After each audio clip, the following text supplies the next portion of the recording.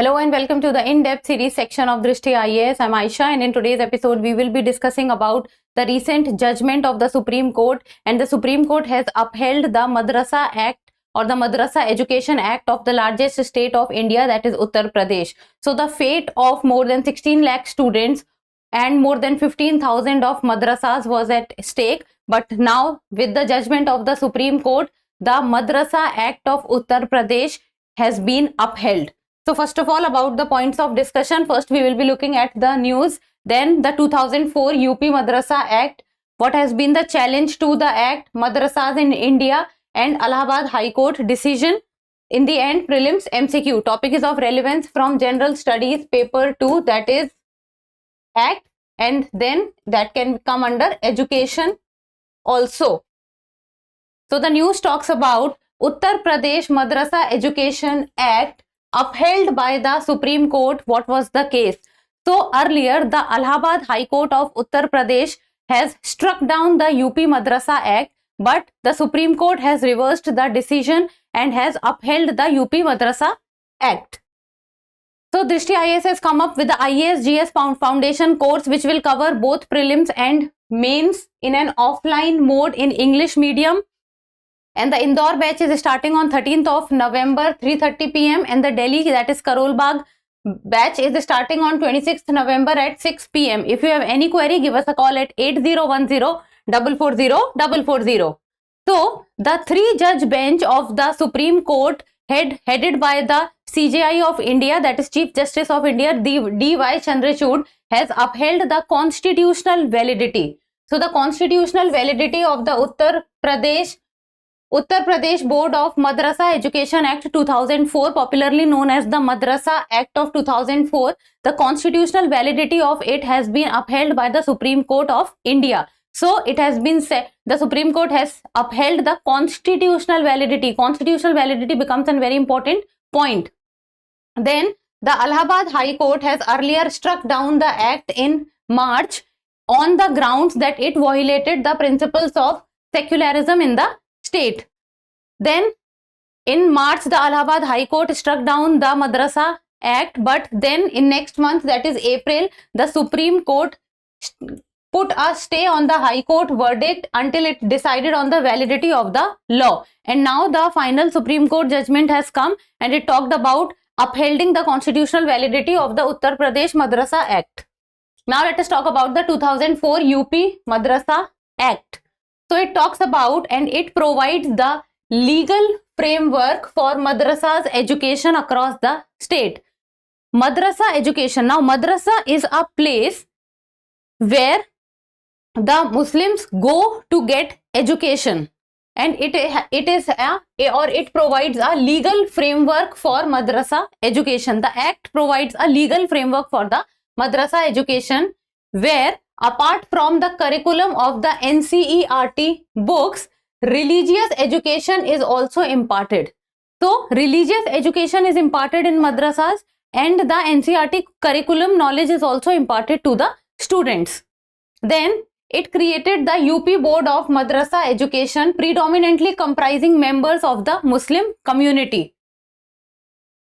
Then the functions of the board are detailed under section 9 of the Madrasa Act 2004, and it includes preparing and prescribing course material. So whatever the course material is there, the act contains it under the section 9 of the act, and it also conducts exams for all courses. So the exams are also conducted within the madrasas, like for example from Maulvi, which is equivalent to class 10, to Fazil, which is equivalent to a master's degree. Now under the UP 2004 Madrasa Act, there are 2 degrees which are called Fazil and Kamil. Now these 2 degrees have been struck down and will not be considered valid, and the Supreme Court has struck down these degrees because these degrees are the higher education degrees. You can say Fazil is equivalent to a master's degree and Kamil is equivalent to a undergraduate degree. So these 2 degrees will not be considered valid because they are not associated, or they are not going in line with the UGC, that is University Grants Commission. And with regard to this also, the state government can keep a check on the quality of education which is imparted under the madrasas. So the quality of education, the level of excellence is where the state government can intervene. Now, challenge to the act. On what ground was the Madrasa Act challenged? So, the provisions, scheme and the environment created by it. So, it has been said in the petitions that the provisions, scheme and the environment which is created inside the madrasas, it violates few of the fundamental rights. First among them is Article 14, that is right to equality before law. Then comes Article 15, that is prohibition of discrimination on grounds of religion, race, caste, sex and place of birth. And Article 21A, which talks about right to education, that is right to free and compulsory education for children between the age group of 6 to 14. So it says that these three articles are violated by the madrasas. Then Madrasa Act failed to provide quality compulsory education up to the age of 14 years or class 8. So these are the grounds on which the Madrasa Act has been challenged. Now let us talk about madrasas in India and particularly in the state of Uttar Pradesh. So the data presented by the Centre to Parliament in the year 2020, and this data is of 2018-19. Total madrasas in India during the time of 2018-19 were 24,010 in number, and more than 60% of this number is present in Uttar Pradesh. In numbers, it goes to 14,500, and in percentage terms, it becomes 60% of all the madrasas.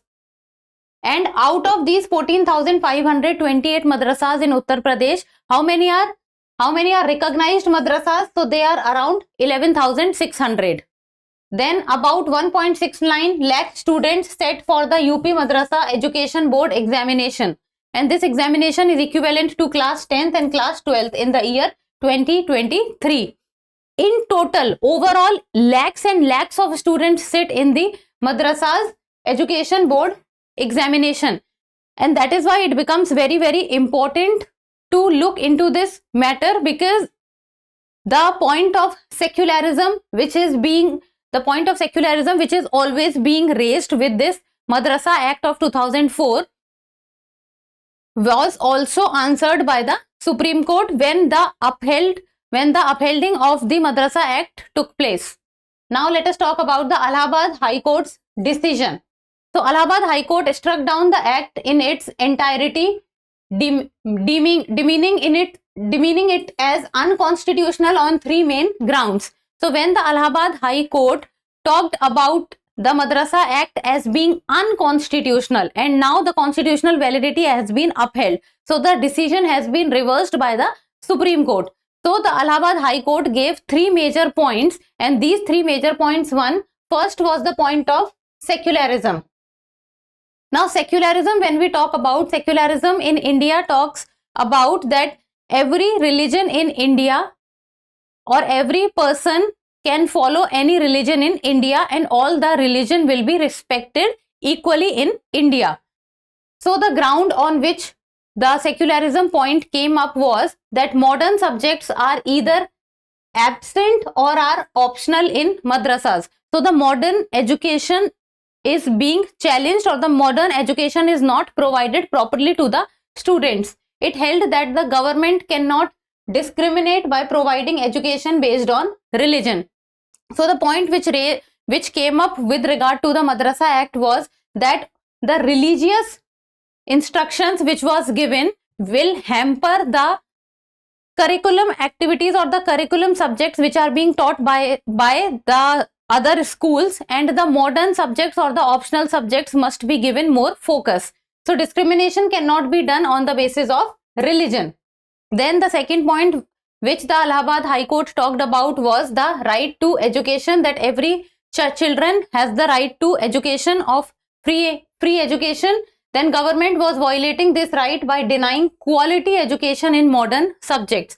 Now modern subjects, the quality education point was again and again coming, and the decision which has been given by the Supreme Court right now, or recently has been given by the Supreme Court, it talks about that the state can intervene with regard to the quality of education or with regard to the nature of excellence in education.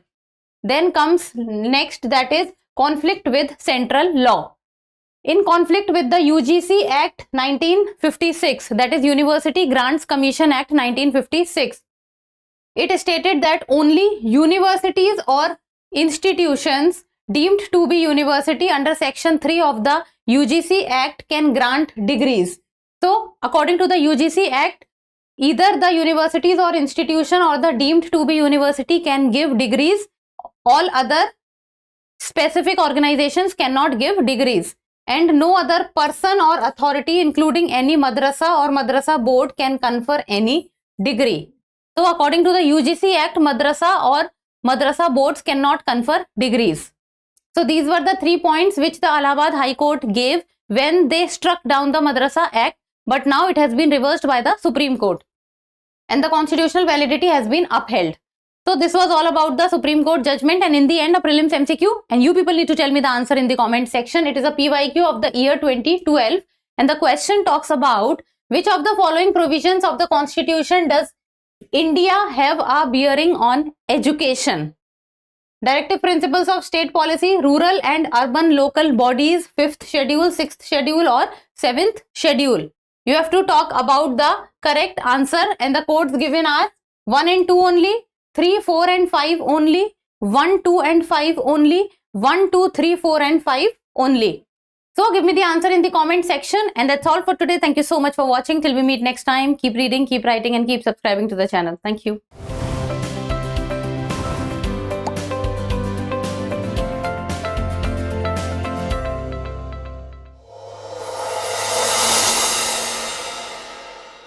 For more informative content, like, share and subscribe, and do not forget to press the bell icon to get the notifications.